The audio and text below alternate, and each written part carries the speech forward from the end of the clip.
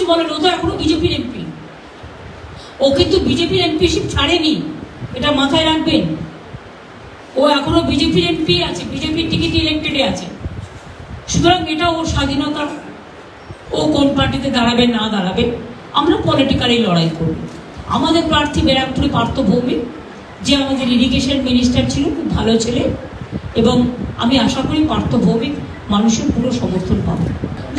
যারা তৃণমূলটাকে ভালোবেসে এসেছে, দলটাকে ভালোবেসে এসেছে,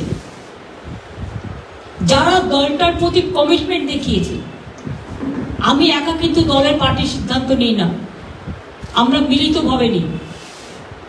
এবং সেক্ষেত্রে তৃণমূল কংগ্রেস একটা বড় পরিবার। আপনারা কি ভাবেন সব আমি একা করি? তা নয়, আমারও একটা ফুল টিম আছে।